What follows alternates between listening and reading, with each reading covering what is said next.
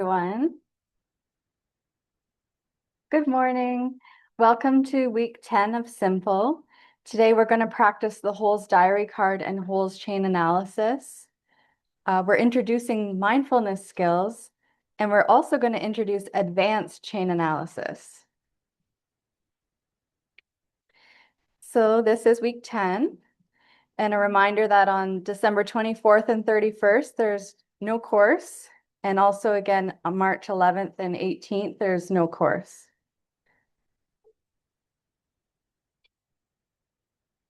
Let's get into our meditation. Feel free to skip it if it triggers you.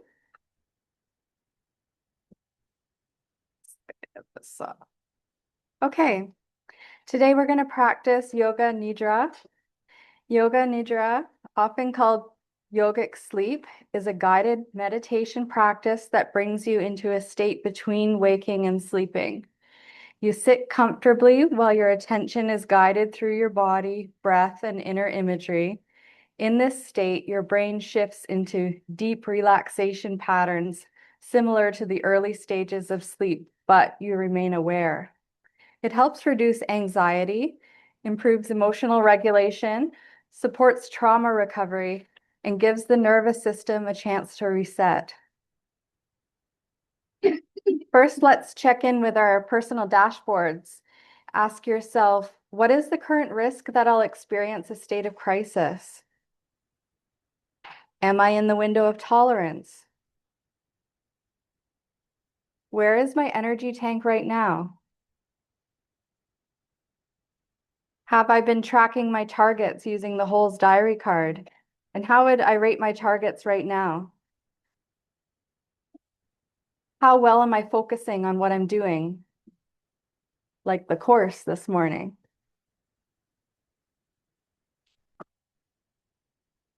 So let's do this 5-minute Yoga Nidra meditation. Welcome. Find a comfortable position, seated straight with your back supported. Allow your eyes to soften or close. Take a slow breath in and a gentle breath out. Let your body know that this is a time for rest, safety, and being held. Feel the support beneath you, the ground, the chair holding your weight. You don't have to do anything. You can simply be here. Let your breath come naturally. Notice the soft rise and fall of the belly, like a small wave moving in and out. With each exhale, imagine your body releasing whatever it no longer needs to hold. Now we'll gently move awareness through the body, not trying to change anything, just welcoming whatever is here. Bring your attention to your forehead and feel it smooth. Sense your eyes resting in their sockets, your cheeks, your jaw, letting the jaw be loose and soft. Move awareness to the throat, the place where so much of our unspoken truth is held. Offer it a breath.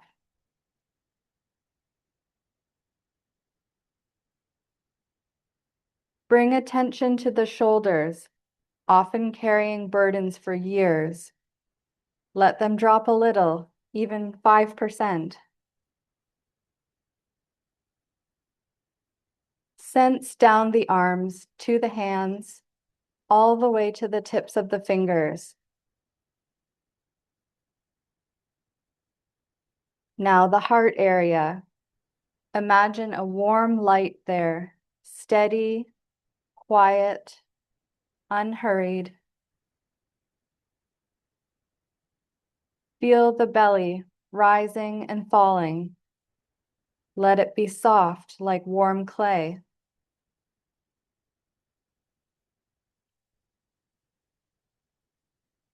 Bring your awareness down to the pelvis, the hips,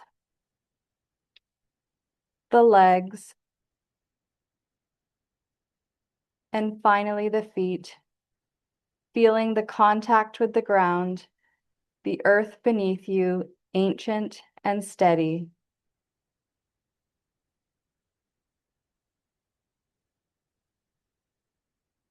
Now bring to mind a simple intention, a heart truth, spoken gently and without effort. It might be, I am safe. I am healing. I am becoming whole. I shape myself with kindness. Choose one that arises naturally and repeat it inwardly, as though placing it gently into warm clay.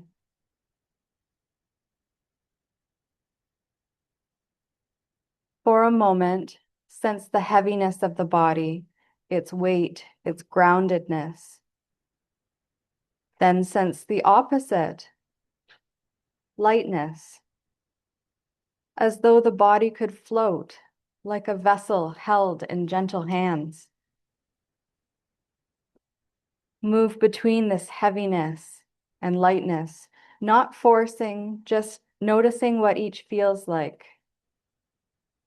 This teaches the nervous system flexibility, a widening of the window of tolerance, a quiet return to balance.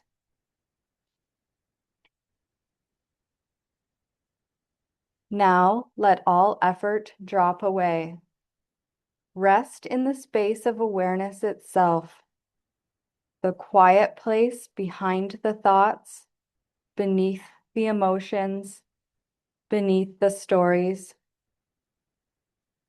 Imagine this awareness as a warm glow, like gold in the cracks of pottery, where repair becomes beauty, and the repaired places let the light in.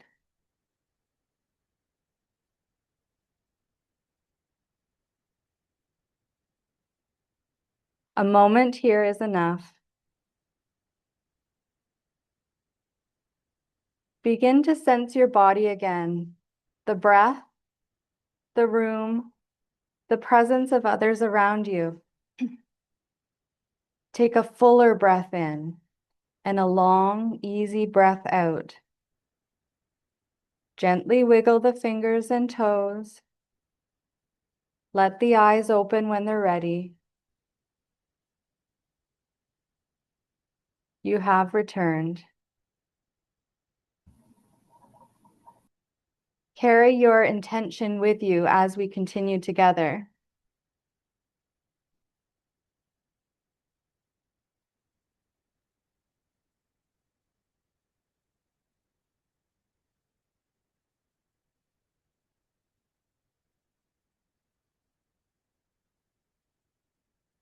So today we're going to do a practice session, holes chain analysis, but we still need volunteers for the internal family system practices, May 6th and June 3rd.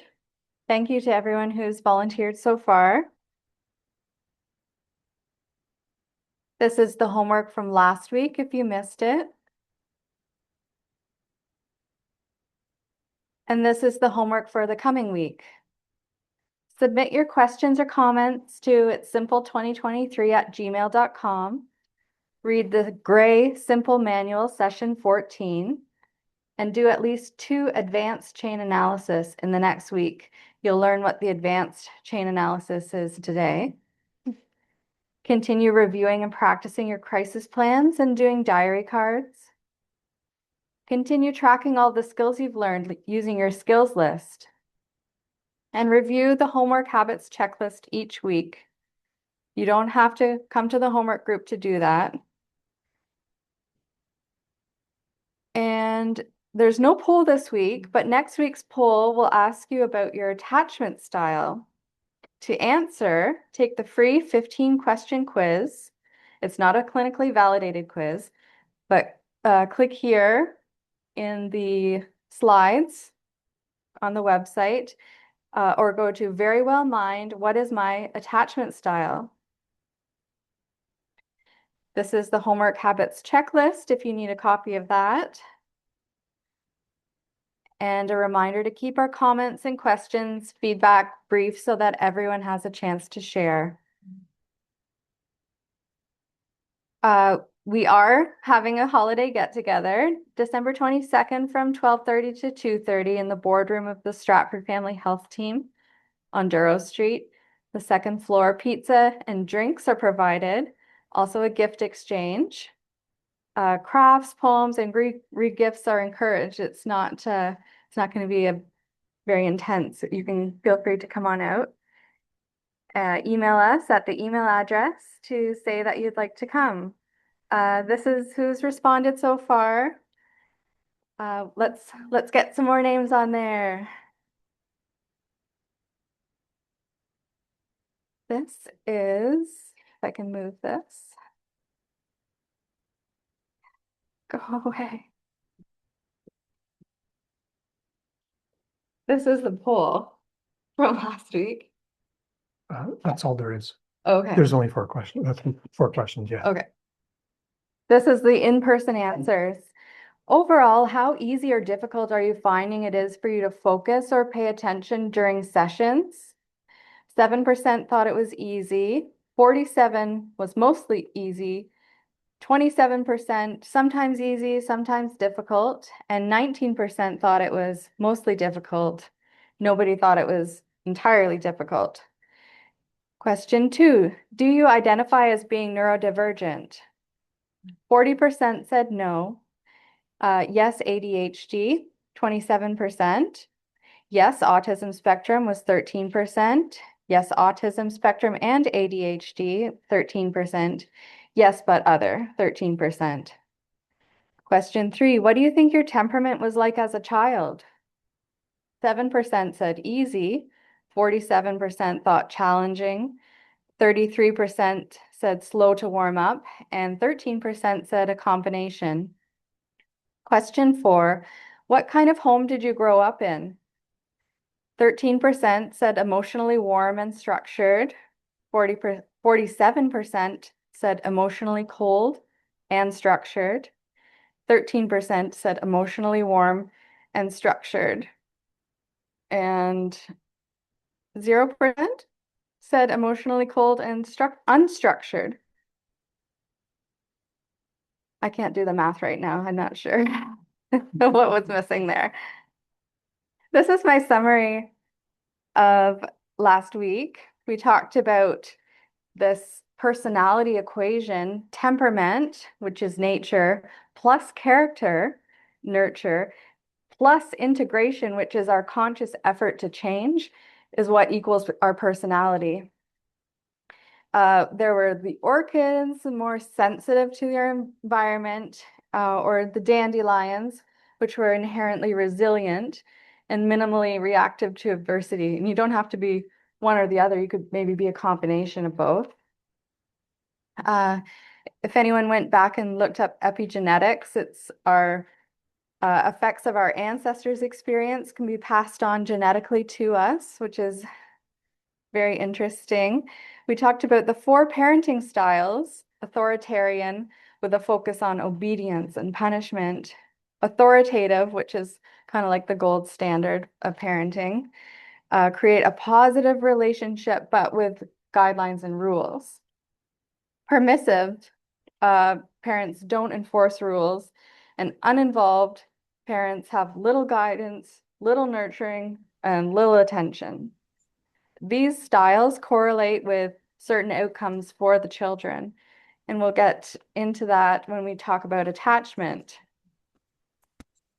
We'll also learn more about the impact of stress and trauma on the formation of personality. So these are the emailed questions, comments, and feedback. So we've had some very good questions. We try to address most questions that are asked, and these questions may interest one person or many people, but because our time is limited, going forward, we'll read the question and ask for a show of hands of in-person participants, since it's hard to do virtually.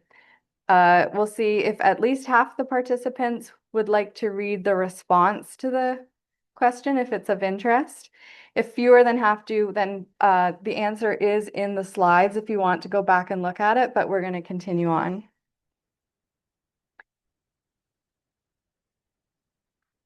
Okay. We'd like to know some key concepts why HSP matters. That's highly sensitive. Sorry, I can't see.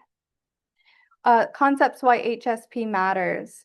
Is anyone interested in a highly sensitive personality? Raise your hand. Ooh, we might have to come back to this one. But it's in the slides. Ah.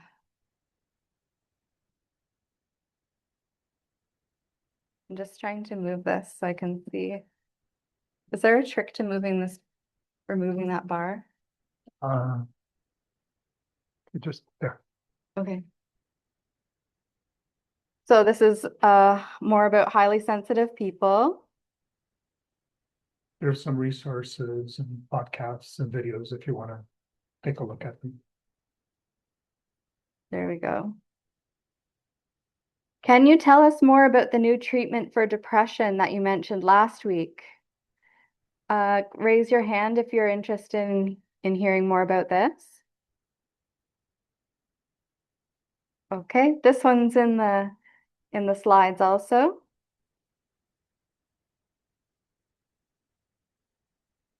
Are there any studies on the treatment of bipolar disorders with psychedelics? A show of hands if you'd like to read through this. Okay, we can go back and look in the slides if you're interested in that. And this is what we'll do today. The Holes diary cards and Holes chain analysis practice. And then Joan and Nicole are going to review the skills training workbook, the green workbook, pages 90 to 109. And we'll talk about advanced chain analysis. It's not scary. It's very similar to your standard, just a little difference. Okay, great. So Dinko and I are going to do a practice this morning. But before we do that, I just want to quickly review, because we just introduced the Holes analysis, Holes chain analysis last week. So let me just quickly remind you, maybe some people weren't here last week.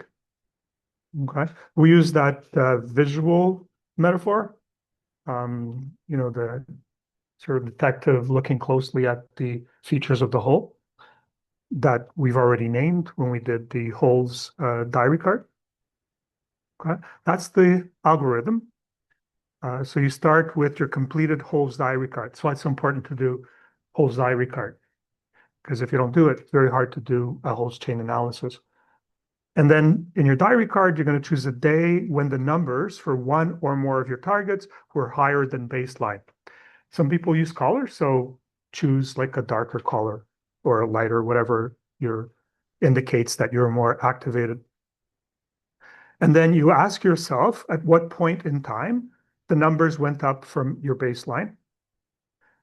And then you go to the Holes chain analysis template, which I'll show you in the next slide, to understand what happened, meaning what you felt, what you thought, and what you did, and your sensations as well. While you're doing all of this, remember to stay in the window of tolerance. So you might have to kind of pendulate from doing the Holes analysis to using sort of the stress tolerance skills. Okay. And then ask yourself, what was the topography of activation? So you identified, the day where your numbers were higher, but you want to know, and you'll see when Dinko and I do this, that you might have already been in a bit of a valley, all right? And so it's a hole in a valley. That's very different from you are not in a hole at all. You are not in a valley. So that's part of the activation. And also part of the activation is how long does it take you to get back to the window of tolerance or to your baseline? And it could be like a matter of minutes, or it could be days or weeks, right? So that's important to kind of look at the topography. We're going to do that. And then you start to do more of the stuff that's in your template, which is there a trigger? What did you feel? Notice the sensation. So that's on the template without judging or trying to change them. What thoughts were associated with each of the feelings listed in step 8 above?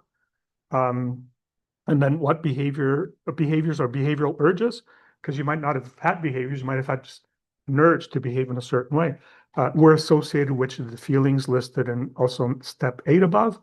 And you also want to look at your energy balance before the activation, where you are already kind of a little bit kind of outside, the ideal range. And that's refers to your dashboard. So being mindful of your dashboard. All right. And so that's the sheet, which is a holes analysis template that prompts you. So it helps you to do your own chain analysis. And here's the one that's a basic form where it doesn't prompt you. So you have to come up with everything yourself. Okay. So, Binko, do you want to come up? Okay. Hey, hello everyone, and I hope you guys on Zoom are warmer than us here in person. We're kind of shivering today. It's a bit chilly. So today we're going to introduce the second module of the Green DBT Skills Workbook, which is mindfulness. We've covered all of the distress tolerance skills, and now we're going to talk about mindfulness skills. Today we're going to talk about 10 what mindfulness skills.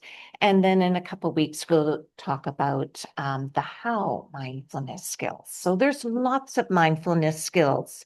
And we've talked about mindfulness. We practice meditation, which is a structured practice that we often use to strengthen our mindfulness skills. So as we begin DBT mindfulness skills, it's important to understand what mindfulness really means in this context in DBT. In DBT, mindfulness is not about emptying your mind. It's or sitting perfectly still or becoming calm, peaceful person who's never getting upset. Mindfulness in DBT is much simpler and much more practical. Mindfulness is the skill simply of paying attention on purpose to what is happening right now without judgment. It's about noticing your thoughts, your feelings, your body sensations, your urges, and surroundings with clarity instead of being on autopilot. Have any of you, we're very busy people. I have done it. I think all of us can relate to those moments where you rush into a room to get something and you totally forget what it is. 1 second to the next, you forget. Yeah. Or you're driving home from work. I've done this and I can't even remember my journey home. I remember getting in my car and getting home. I go, how did I get here? You're on autopilot. So mindfulness is about being present and paying attention on purpose of what is happening right now. In DBT, mindfulness has a very specific purpose to help you stay connected to your wise mind. Wise mind is the place where your emotional mind and your reasonable mind work together. It's your most grounded, centered self, the part of you that knows what you truly need. When you are emotionally overwhelmed, you lose access to that wise mind.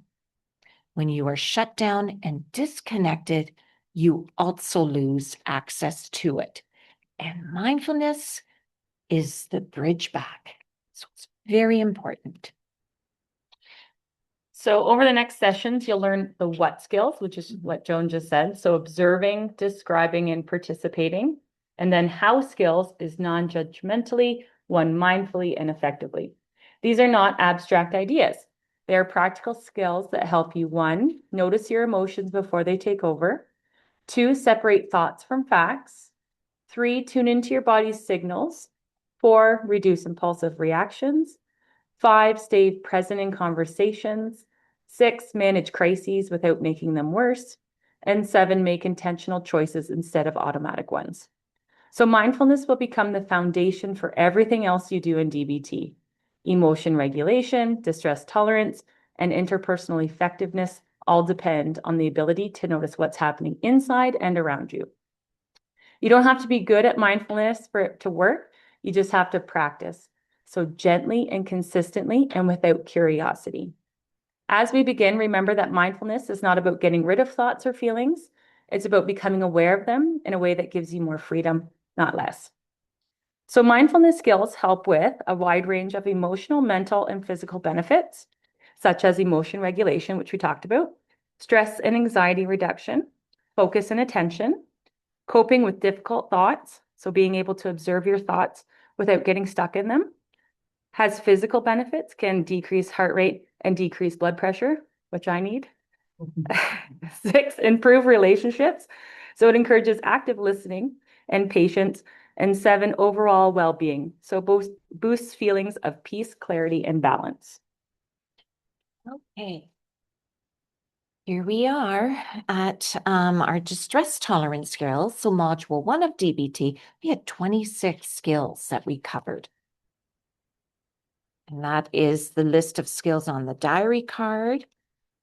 So today we're going to add the first 10 mindfulness skills. And we want to spend some time practicing these skills if we could, because I think it gives you a better sense if this is going to be something that you find helpful. Hopefully out of the 10, you'll find 1 or 2 that you think will be helpful.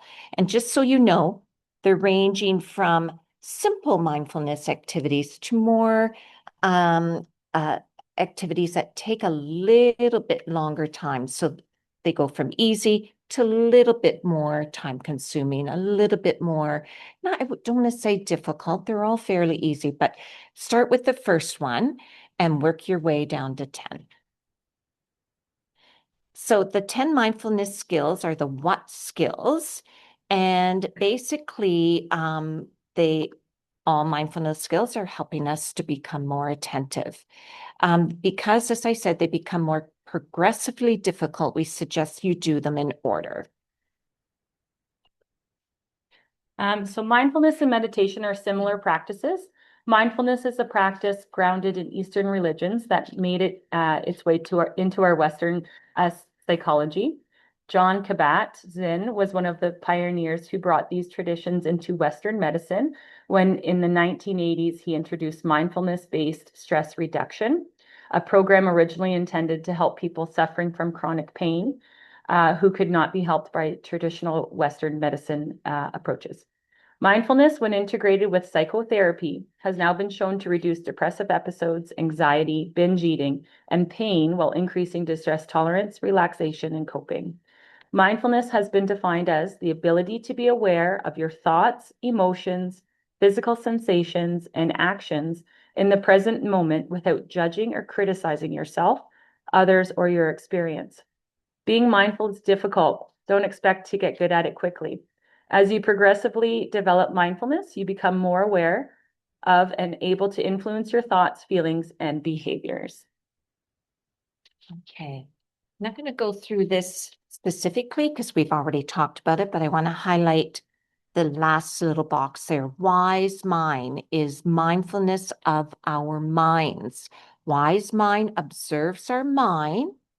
Wise mind helps us make good decisions because it is aware and understands both our emotional and rational minds. Mindfulness is going to help us with that. Nicole likes doing this slide because we love this illustration of that monkey. Every time we say it, we don't even know, is that a real creature? I feel like it's my spirit animal. It's a spirit animal. It's like, what? So mindfulness, what skills? He's saying, what? Yeah, go ahead, Nicole. Okay. I love that thing. I don't even know what it is. Okay, so chapter 4 is what we're going to talk about today, the what skills. Chapter 5, we'll talk about the how skills. So chapter 4, what it includes is 1, focusing more fully on the present moment or learning to be grounded. 2, recognizing and focusing on thoughts, emotions, and physical sensations. 3, focusing on our moment-to-moment stream of awareness. 4, separating our thoughts from our emotions and physical sensations. So how do you think these mindfulness skills overlap with the simple tools we've been learning? So just keep that in mind as we kind of move forward. Okay. So here are the 10 again. We won't read through them because we're going to talk about them individually. So the first 2, focus on a single minute and focus on a single object. Okay. So if everyone now could just take a minute, and I want to ask you for kind of your assessment of yourself. How many people here and on Zoom are the goers that are always doing something, thinking about the next thing they need to do, or thinking about the worst case scenario that may happen? Anybody? Yeah, a lot of hands. That's me too. On Zoom, hopefully, maybe Lauren can kind of take a poll there. Okay. Saw a hand, saw a thumbs up, a couple people reacting. Yeah. Awesome. Okay, and so the second one are how many people wait to the last minute to do things and realize, oh my gosh, I have 5 minutes to get to where I need to go. Yeah, okay, we got a couple here too. So you can do both, yeah. So this first exercise talks about focusing on a single minute. So sometimes it feels like time is going very quickly and other times very slowly. This sensation often takes us out of the present moment. The objective of focusing on a single minute exercise is to help us become more mindful of our sense of time. So I'm going to run a timer, and if people want to close their eyes, and when they feel a minute is up, open your eyes. So people on Zoom can do it as well. I mean, feel free to do your own timer if you feel more comfortable with that, or not do it. It's up to you. Okay, so we're going to start now.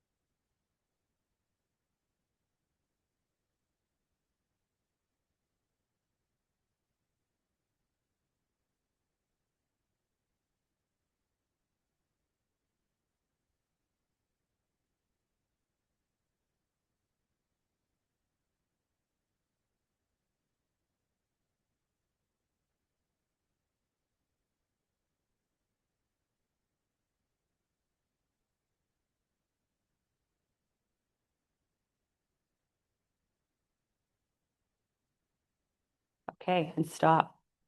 Okay. How many people opened their eyes before the timer went off? Yeah. Would you consider that you are that personality where you always have to feel about the next thing you need to do, or you're anxious to get to where you need to get to at a certain time? Does that kind of relate with your personality? I mean, probably some people were counting in their head. Anybody counting? Like 1 to 60? Yeah. Right? The sense of control, right? So just this exercise is just consider how this exercise affects you. So many people feel that time goes by very quickly, and as a result, they're always in a rush to do things, and they're always thinking about the next thing they have to do or the next thing that could go wrong. That is totally me. Others feel that time goes by very slowly. They feel like they have more time than they actually do and find they always run late. So kind of a cool little exercise. The second one is focusing on a single object. So this is on page 95 if you want to either record your voice or just read along. In its normal state, our mind is constantly wandering. This has been called the monkey mind.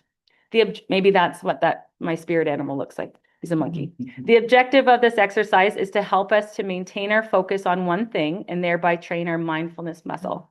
Your mind will wander as you attempt this. Try not to become judgmental. Simply gently bring your mind back to what you're focusing on. It's So success is measured by how often you noticed your mind wander and being able to gently bring it back into focus. So it says choose something simple to focus on. Could be a breath, a mantra, a flame. The book also talks about objects like a pen or a watch or a cup. Don't choose something that could hurt you or inflict some emotional response. So you wouldn't want to necessarily think of somebody who really triggers an emotional reaction. You wouldn't want to look at a photo of that person. So they recommend you do this exercise for 5 minutes. You can record your voice, like I said, and that exercise is on page 90. I said 96, so 95, 96 was. Okay, so on to the next two, Band of Light and Inner Outer Experience.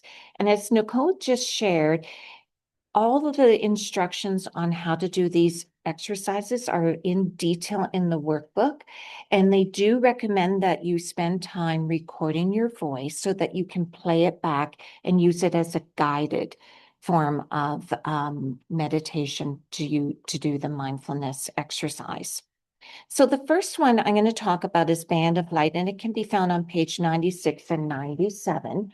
You may recall during week 5, we did a similar exercise that used the light shining down over your body. So this is a bit different, and I think I'm going to walk through some of the instructions just to give you a sense of how it works. So the Band of Light is a visualization that helps you scan your body for sensations, noticing them without judgment. You don't need to fix anything. You're simply observing. So to begin, if you want to follow along while I read through, please feel free to join in. So first, get in a comfortable position. Okay, take a moment to settle and feel the seat or wherever you are beneath you. Feel the support of your body and take 3 deep breaths. Now imagine a thin band of soft white light resting on the top of your head, almost like a calm, glowing halo. As you breathe, picture this band of light slowly moving downward. Wherever it passes, bring your attention to the sensation, to the area. Your mind may wander, and that's normal. When you notice this, simply guide your attention back without criticizing yourself. Let the band of light move over the top of your head, around your scalp, and across your forehead, down over your ears, your eyes, the bridge of your nose, over your jaw, and the back of your head. Now notice any sensation, any tingling, any pressure, any tightness. Notice any sensations in your mouth, your teeth, on your tongue. Allow the light to slowly guide down over your neck and shoulders. Observe for any heaviness, warmth, or tension. Let the light slowly pass through, observing without judgment. Follow the band down your arms and upper body. Notice sensations in your fingertips, your hands, chest, and back. Everything you feel is valid. There's no right or wrong experience. Notice the sensations in your chest, ribs, mid-back, and lower back. Become aware of your stomach area, movement from the breathing, tightness or ease. As the band of light continues downward, move your awareness to your pelvis, your hips, and upper legs. Notice sensations on the front and back of your legs. Bring the light down through your lower body noticing your legs, your feet, and finally your toes. Feel the contact with the chair and the floor. Continue to breathe slowly and calmly. When the band finally reaches your feet and disappears, take a few more slow breaths. And when you're ready, gently open your eyes and notice how you feel. I find for me, this exercise is very warming for me, especially on a cold winter morning. Has seen that warmth of the light just warms my body. Now, the next exercise is called an inner-outer experience. And this exercise trains you to move attention between your inner world, like your thoughts, emotions, and physical sensations, and your outer world, the sights, sounds, smells, and touch, those 4 senses. It will help you develop awareness and focus, and it teaches flexibility in attention, which is an important DBT skill. Your job simply is to notice and to observe. If your mind wanders, remind yourself again to gently return to the exercise. So let's practice together. Begin by sitting comfortably, but this time keep your eyes open. Pick an object in the room where you are. Notice its shape, color, texture, and kind of imagine its weight. Describe that object quietly to yourself.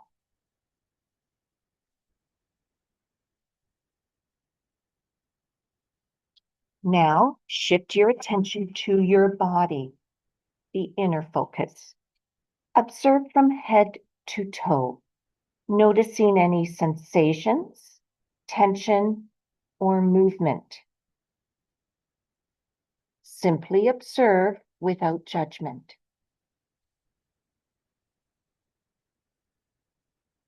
Next, focus on your hearing. Notice all sounds near and far. Perhaps here in the room you hear my tone of voice. Perhaps you hear the hum of the computer. Perhaps you might hear a distant sound of traffic outside.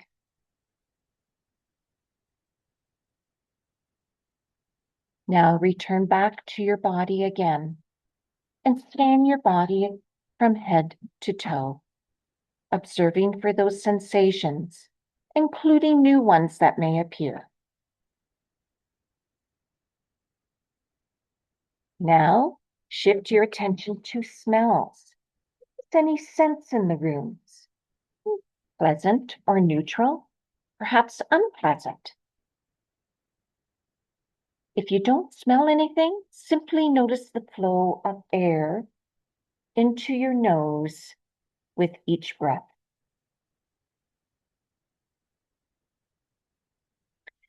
And again, return to your body, your inner self.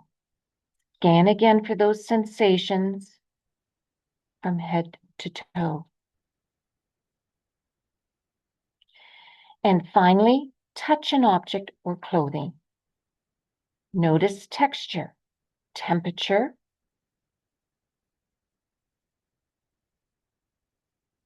Now shift back to your body one last time. Observe from head to toe, noticing any sensations, tension, or movement. Simply observe without judgment. Take 5 slow breaths in and out as you gently bring your attention back to your room and allow yourself to be fully present at the moment.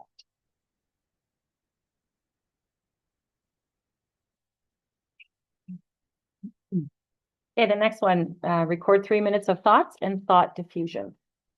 How many thoughts do you think the average person has in 24 hours? Anybody have any guesses? In a full day? 1,200. More. More? 12,000? Could be. So on average, 6,000 to 7,000 thoughts a day. That's right. That is so many thoughts. So this exercise is actually to help us focus on our thoughts.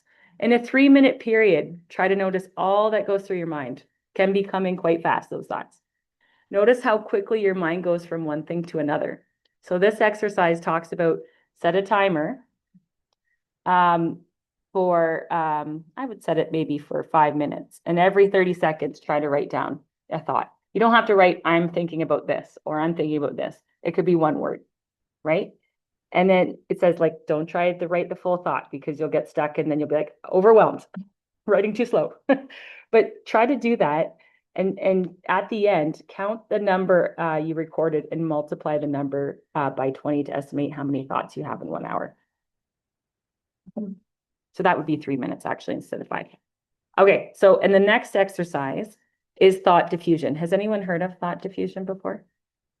No? So it's an acceptance and commitment therapy. So there's CBT, DBT, and acceptance and commitment therapy. And it can help us let go of ruminative thoughts. So sometimes we get stuck in repetitive and ruminative distressing thoughts.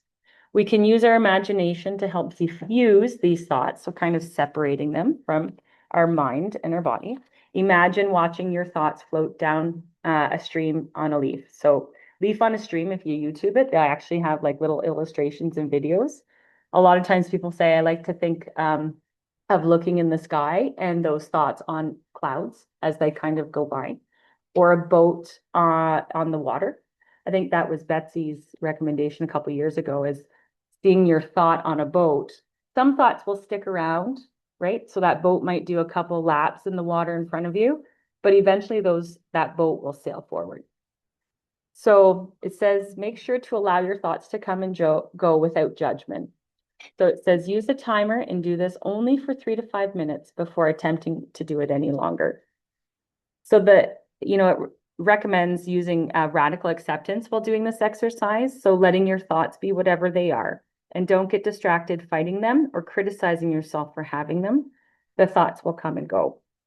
So I think with the boat on the stream is sometimes you're like, oh, that's a really distressing thought. And so a lot of people have the same ruminative thought that comes into their mind. And they're like, why won't it ever go away? So there's an exercise, if you think of it as a boat on the water, is taking a deep breath and just slowly exhaling as if I'm going to send that boat on its way. So just a kind of a neat little exercise.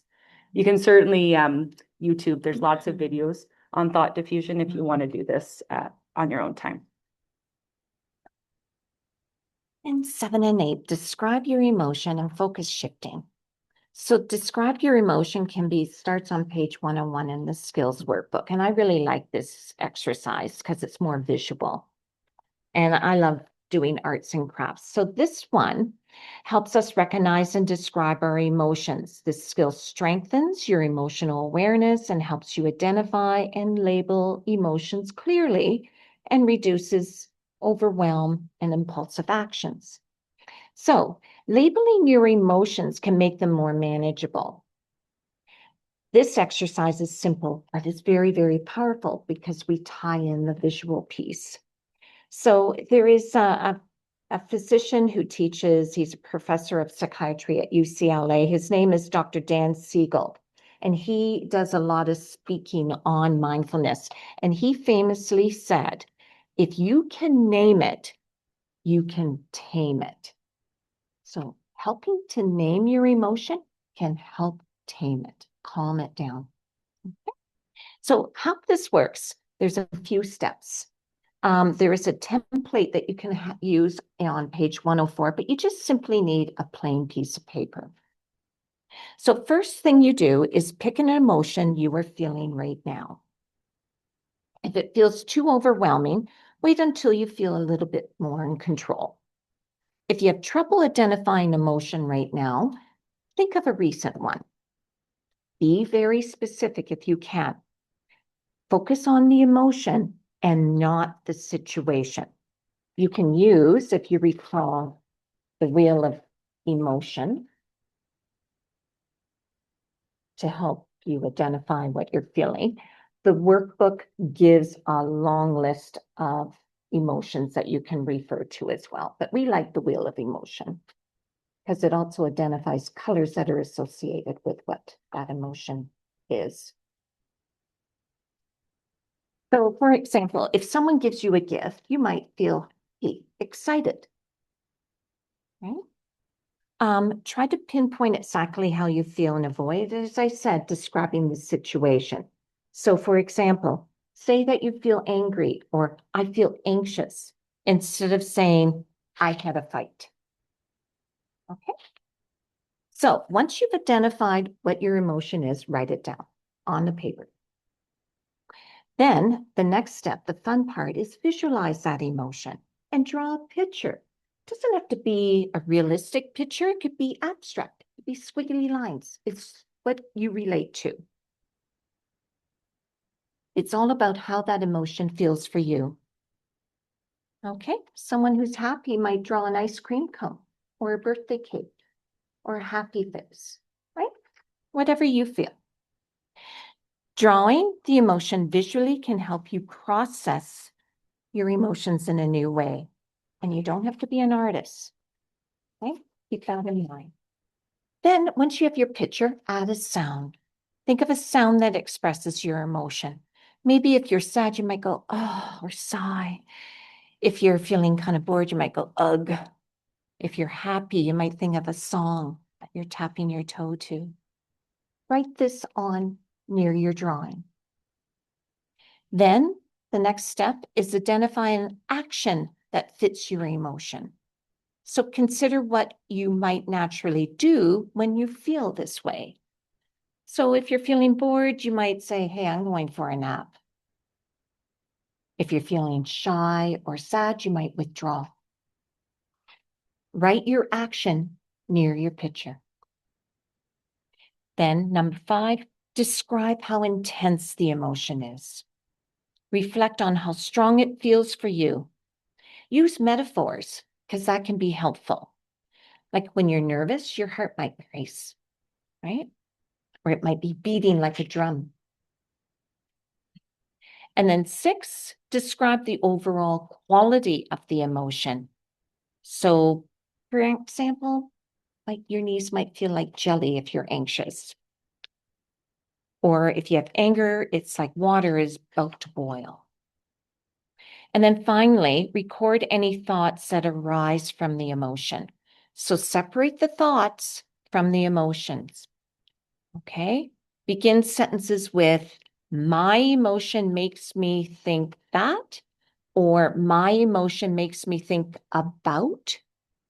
Some examples. I'm feeling pretty confident. I'm going to ask for that raise from my boss today. Or if you're feeling kind of fragile, you might say, I can't handle more stress, or I worry about future challenges. Remember, the goal is awareness, not changing or judging your emotion.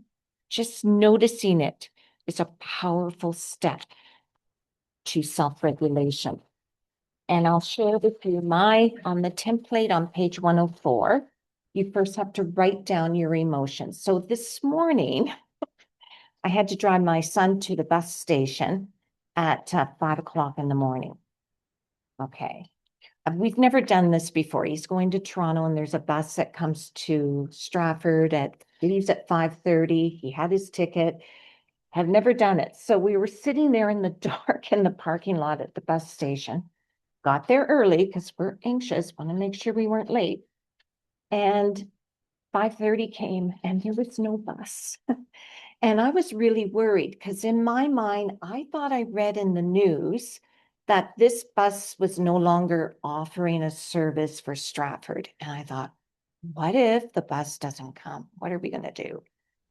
So this is how I felt. I had my anxiety and my thought, and this is what I drew. I was sweating, my heart was racing. My head felt really heavy. That's why it's a bit bigger there. And I kept thinking, what if the bus doesn't come?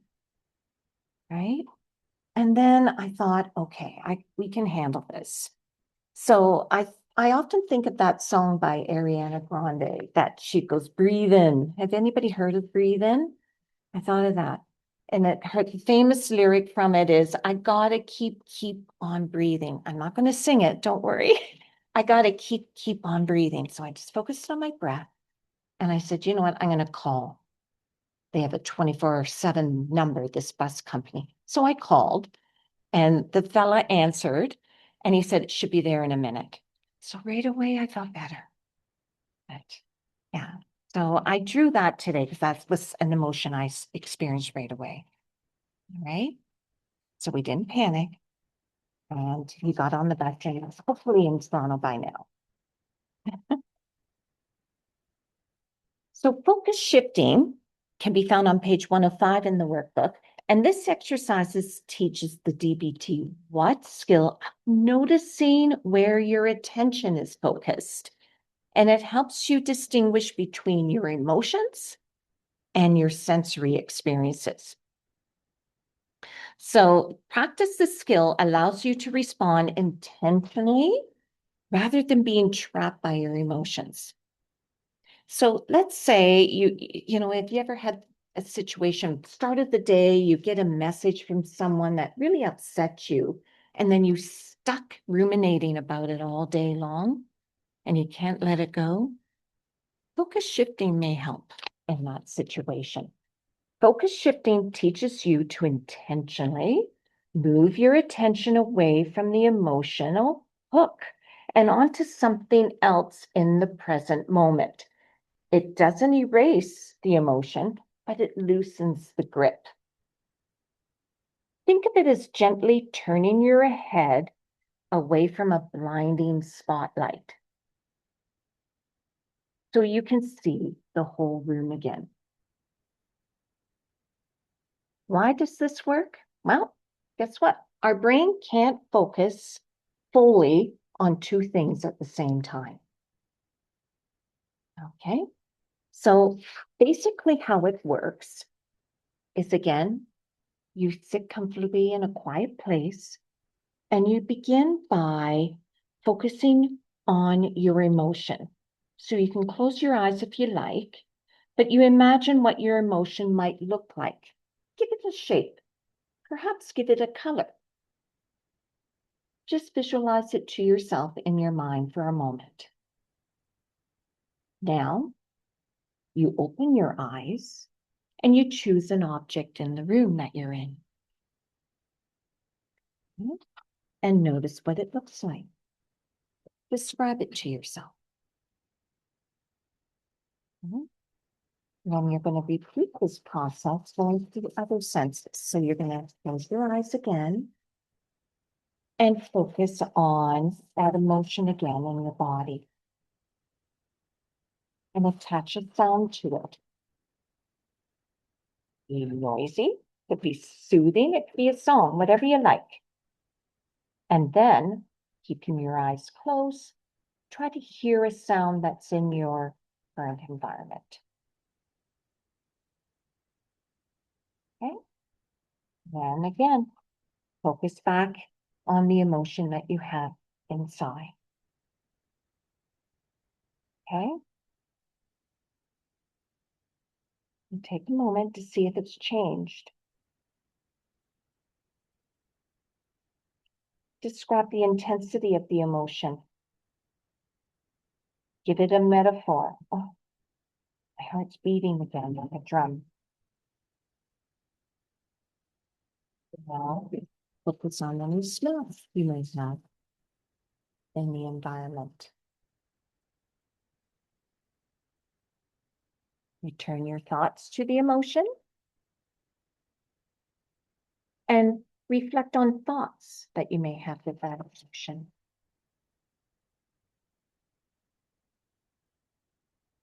And finally, reach out and touch something. A piece of clothing, maybe the table, maybe your book. Describe that texture to yourself. Then, you know, Take some slow, deep breaths and bring your awareness back to the room. Some of these exercises you may notice overlap, but they're very similar. But they can be very, very powerful. Okay. Okay, and the last two. Thanks for staying with us. Yeah, sorry. Yeah, we'll go fairly quickly for the last two. Here's another breathing exercise because it's great. So it's on page 106 if you want to read along. So the objective of this exercise is to learn to separate our thoughts from our emotions and physical sensations. We reviewed breathing in the distress tolerance skills module and explained why mindful breathing is so helpful. However, to breathe mindfully, it helps us to focus on three things. 1, counting our breath to distract our thoughts. 2, observing the rise and fall of our breath and focusing on our physical sensations. 3, letting go of our thoughts by using diffusion and refocusing our attention. So kind of like I talked about like with diffusion is taking that deep breath in and just like as if you're blowing out all those worries. I know with my kids, when they feel overwhelmed, they take a deep breath and I say, quick, push your nose and breathe out all the stress. And they think that's silly, but it's enough to distract them. And they actually think it kind of works. So I'm going to go with it as long as possible. So if it works for you, try it out. So pending your comfort level, you can work up to 10 to 15 minutes. So start at 5 and see how you do. If this resonates with you, like Joan and I have said since day one, find things that work for you. If you feel lightheaded when you first are practicing this technique, it could be that you're either breathing too quickly, too deeply, or even too slowly. So the book recommends just go back to your regular breathing for a couple minutes and count your breaths, and then try it again later on. So don't get hard on yourself if you can't do this or you're feeling lightheaded. Just keep practicing and gently use that radical acceptance. It is what it is. I'm going to count my breaths instead. Okay, and finally, mindful awareness of emotions on page 108. I'm not going to go through the steps of this. We encourage you to check those out in the workbook. I just want to highlight some key points with this. As you know, all our emotions come and go, right? Just as Nicole said, it's like the ship out on the water, they will eventually pass. It's like a visitor. Visitors come, but they also do eventually leave. It's like the waves, they come and they go. So be mindful of that. Key takeaways with this exercise is that emotions naturally rise, peak, but they do eventually fade. Simply describing your emotions builds control and insight. And observing always without judgment is a powerful way to respond rather than to react. So remember, with all these exercises, that mindfulness gives us that space, the space to observe, describe, and choose our response rather than reacting automatically or impulsively. And remember, the goal isn't perfection, it's noticing. These exercises can be done daily, even for a few minutes. So please, we hope you give them a try and let us know what you think. And I think we just summed it up there. Oh, is that okay? Thank you. All right. You guys still hanging in there? Okay. You have to leave early, so see ya. I know. It's good. Okay. So we're kind of the home stretch.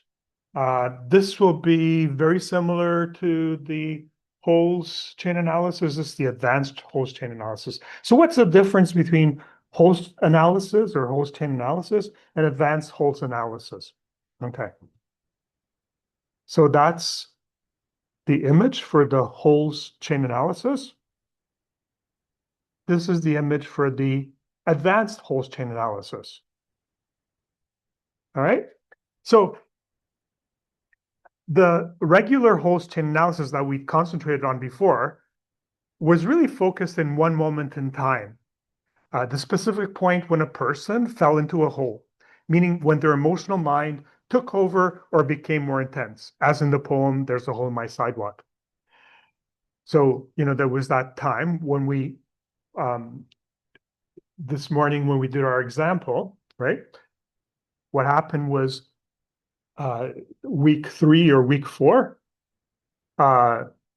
he was feeling, and I don't want to mention your name because this is being recorded, but you were feeling, I don't get this, you're feeling anxious. So this is a very specific moment in time, as there was a very specific moment in time when you started to feel better.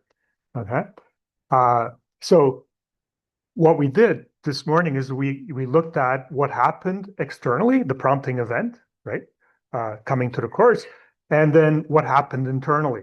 So thoughts, feelings, sensations, vulnerabilities, behaviors, what we did. And this is something that helps us to understand personality. But it's kind of like a snapshot, it's taken at that moment. But life isn't a snapshot. Human experience is dynamic. When we fall into one emotional hole, we often fall into another and then another. People don't just fall into a single hole. They often fall into a series of interconnected holes, each one influencing the next. For example, someone might first fall into the hole of anger after an upsetting interaction. That anger might lead to actions that they later regret, which triggers the second hole, guilt. The guilt may then lead to shutting down, rumination, or shame, creating a third hole. Each hole is meaningful on its own, but understanding the sequence reveals the underlying pattern that repeats across situations and across time. So this is the work of the advanced chain analysis, holes chain analysis. Instead of analyzing a single emotional moment, we step back and look at the entire emotional sequence, from the initial activating event through each hole to the final emotional landing point. It's less like a photograph and more like watching a movie. We see how one scene leads to the next, how transitions occur, and how the emotional story unfolds. This broader perspective allows us to understand, 1, why the first hole led to the next, 2, what patterns repeat across different situations, 3, where in the sequence interventions might have been the most effective, 4, what deeper vulnerabilities or parts are being activated, and parts is internal family systems language, 5, how a person can begin not only to escape the immediate hole, but to change the whole pattern of falling. So advanced chain analysis helps people map the movie of their emotional life rather than just focusing on a single frame.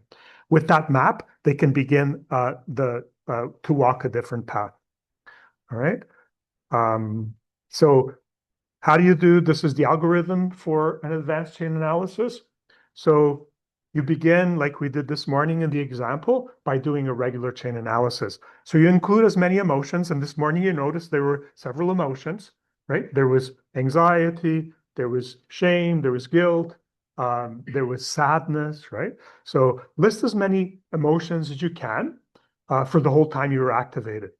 Then draw a topographical timeline of your activation for the whole duration, right? So at any point in the timeline, when you think there was a significant change in your dominant emotion, write that emotion down on the timeline. This would be a phase of your activation. For each phase, write down the feelings, thoughts, body sensations, and behaviors that went with the activation. So you're doing, instead of doing just one, in the example you gave this morning, we had one page, the whole chain analysis, and we had all these different feelings, right? Written on the same page. What you can actually do is you can do multiple chain analysis. So you just include one feeling, right, for each page. But you'll notice that they're not all occurring at the same time. There's often a sequence, right? And I'll give you another example if we have time on the video.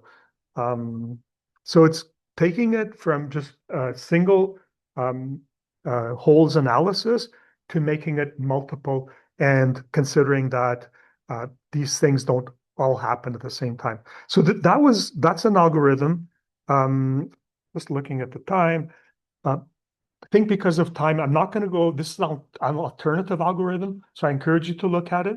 It's another way of doing that advanced chain analysis. Okay, and this is another way of illustrating how it's done. So just, use one instead of multiple emotions for each of the templates, just do one emotion for each template. Okay, all right. So back to our practice with V today. When we did our practice today with Dee, he identified 4 important emotions. So anxiety, shame, guilt, and depression, sadness, freeze, different words for the same thing. We considered them together, but they didn't all occur at the same time. One led to the other.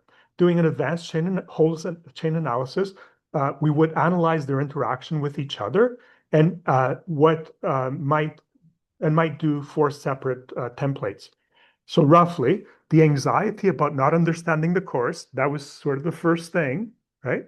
That came first. Next was the guilt and the shame, right? And I'm a failure at this, but also I'm a failure in general. Last came the depression. What's the point? Things will always be awful and never get better, okay? And it wasn't like, it's not a neat time frame because that pattern kept repeating itself probably, right? So there's that template that we showed this morning. Maybe I think what I'll do is this is a video that's in the YouTube channel, but it goes over the examples that are in the book. It's only 10 minutes. And so I think we have time to do that before we go to questions, okay? So let's do that. So let's see, from 1440 to 2440, okay.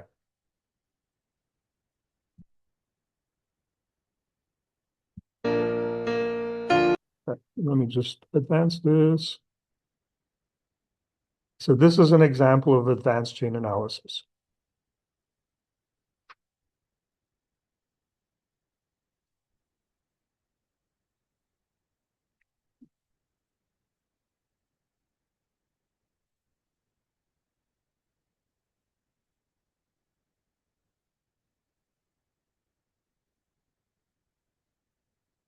Okay, let's pick up there. Simple tools. So one of the best ways to practice practical mindfulness is to use the simple tools regularly. In session 11, we introduced the third tool, chain analysis. At the end of that session, we contrasted regular chain analysis, which is a snapshot of a moment in time during a period of activation, to advanced chain analysis, which is more like a video or movie rather than a snapshot. Advanced chain analysis captures the complexity of your feelings, thoughts, and behaviors as they evolve and change. Today, we will spend more time thinking about advanced chain analysis, and we'll illustrate it with the examples of Bruce and Anne. To start, let us review the regular chain analysis algorithm. How to do a chain analysis. Find a higher than your baseline number on your Hol's diary card to do the chain analysis. 1. Map out the topography of the intensity of your activation around the time period for which you are doing the chain analysis. How did the intensity of your feelings, thoughts, and behaviors change over time? 2. On the chain analysis template, note in writing if there were any events that were triggers for your increase in activation. 3. Note in writing on the template the sequence of feelings you experienced during this period. Rate each on a scale of 0 to 10, with 10 being the most intense that you've ever felt this emotion. 4. Observe and note the physical sensations you experienced during the activation without judging or trying to change them. 5.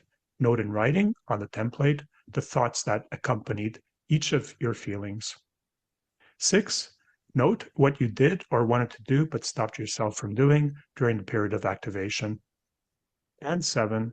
Note on a 0 to 10 scale what your energy balance, reserves, or stores and crisis risk were just prior to the time for which you're doing the chain analysis. Take a moment now to also review the chain analysis template.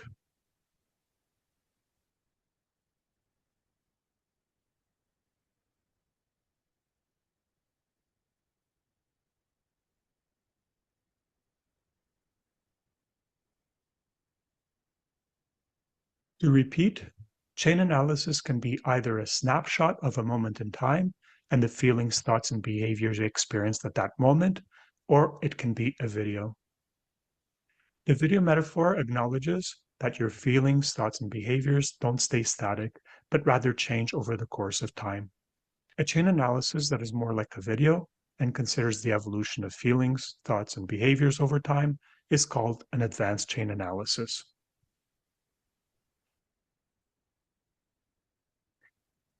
To illustrate how to do an advanced chain analysis, let's consider the examples of Bruce and Anne.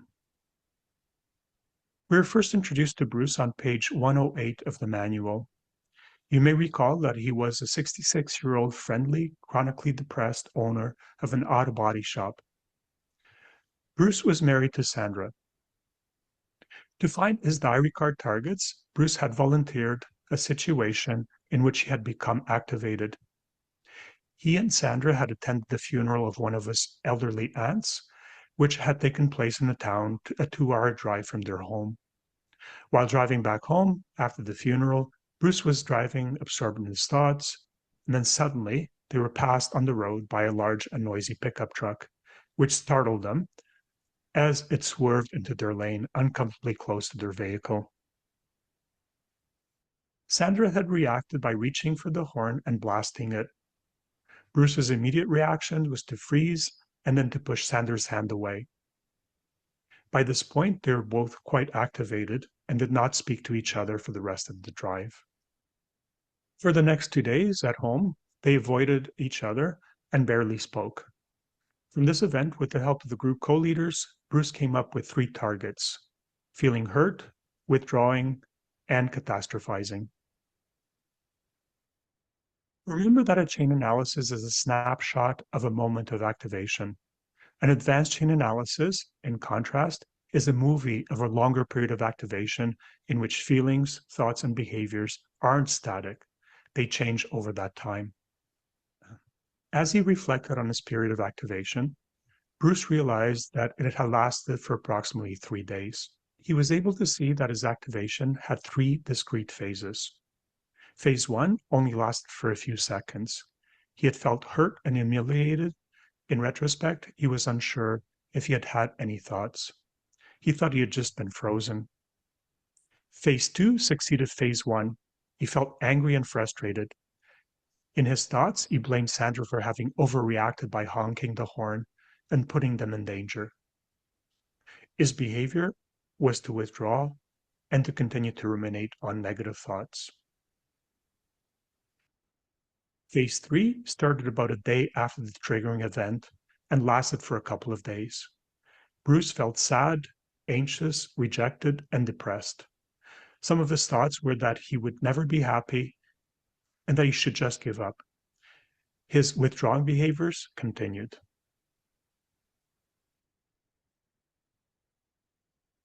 Bruce next considered what his personal dashboard had been like when he had been triggered. He was clearly outside the window of tolerance. For him, his family had a very negative emotional footprint, which depleted his energy reserves and put him at a high risk of crisis. We first met Anne on page 69 of the Simple Manual. Anne, an experienced head nurse in her 50s, worked in a long-term care facility. She had been seeing a therapist for years as she felt chronically sad and lonely. Anne related this to her dysfunctional childhood. Anne's family was the owners and the residents of the facility. The challenges she was facing that had precipitated a worsening of her depression and anxiety was that the facility was being sold to a private company and there were changes afoot. During this transition, Anne was meeting with Jane, the administrator of the home. Anne found that she was anxiously anticipating her weekly meetings with Jane. With the help of her therapist, she worked on a crisis plan for these weekly holds. On page 110 of the manual, we followed up with Anne as she was working on her diary cards. Anne decided to use as her targets ruminating on negative thoughts and withdrawing. On page 146 of the manual, we followed up with Anne one last time as she was working on her advanced chain analysis. She identified anxiety, sadness, and hurt as the feelings she predominantly experienced when activated. In contrast to Bruce's event, which happened on only one occasion, though his pattern of feelings, thoughts, and behaviors was frequently repeated in other circumstances, and seemed to cycle through these feelings, thoughts, and behaviors on a weekly basis. The center of that cycle was her meetings with her administrator. Anne found that there were 3 phases to her activation. First, there was the hurt phase in which she was grieving the loss of her work family. In this grief, she felt frozen. The second phase involved anticipatory anxiety about her future. How would things go with the new owners? The third phase revolved around the feeling of being overwhelmed. She felt she was doomed to fail and wanted to give up and withdraw. Doing the advanced chain analysis helped Anne to be mindful about her feelings, thoughts, and behaviors. She felt relief that she could break down what was happening to her into somewhat more manageable problems.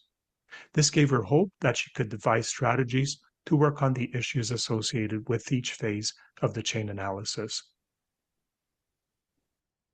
Let's go over the advanced chain analysis algorithm. Start by doing a regular chain analysis. Include as many emotions as you felt during the whole time you were activated. Draw a topographical timeline of your activation for its whole duration. At any point in the timeline, when you think there was a significant change in your dominant emotions, write that emotion down on the timeline. This will be a phase of your activation. For each phase, write down the feelings, thoughts, body sensations, and behaviors that went with the activation. In the PowerPoint presentation that you will find on the website, there is a review and Okay.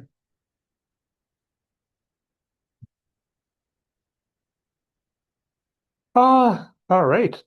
I think that's, let me see. Oh, let's see. I think that's it for all the material we had to present. Let me just make sure. Yeah.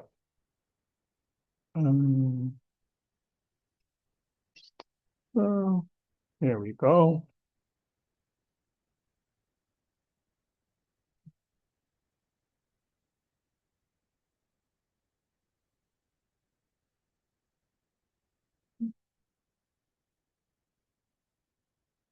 So today, in session 10, Joan and Nicole presented basic mindfulness skills, mindfulness being the skill of simply paying attention to the current moment without judgment.